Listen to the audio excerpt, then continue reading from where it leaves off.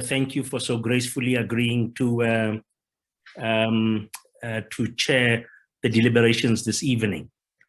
SASSFE was established by student leaders from different generations with a view to showing solidarity with students in their various struggles to make higher education more accessible to all, particularly students from low-income families. Many strides have been made since the first Fees Must Fall campaign.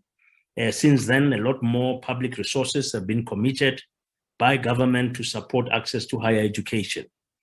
This has made it possible for a large number of students from low-income households who hitherto would never have been able to access higher education. For that, government, Treasury, the Department of Higher Education must be commended.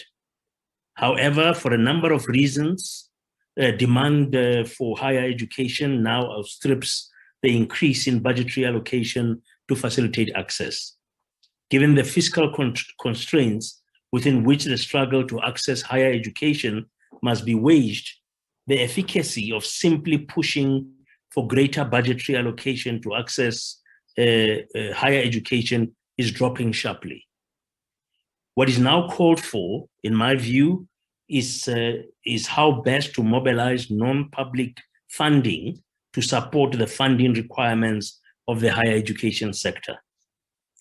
The question is how to leverage public sector allocations for access to even more private capital to ensure that all students can access funding for higher education at the point of use. This is what we need to solve for. I am thus delighted and thankful that we could interest both Sizwe Nxasana and Nompendulo Mkhatshwa to lead our discussion this evening. Nompendulo cut an iconic leadership figure during the Fees Must Fall campaign and is now a member of parliament and chair of the Portfolio Committee on Higher Education. Her militant experience from the past and the sobering reality of governance must give rise to a nuanced perspective which we will benefit from this evening. Sizwe, on the other hand, stands out as one of the most senior business leaders in our country with colorful feathers in both the financial services and education sectors.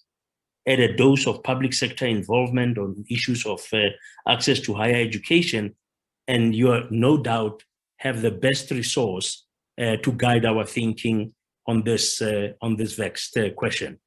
So I really welcome the involvement of both Sizwe and Nompendulo and hope that their insights will help us to collectively develop not only ideas about how to solve this problem, but a clear action plan, which ultimately must reach Parliament and create a legislative framework that would allow for a structure that facilitates active access to education for all people irrespective.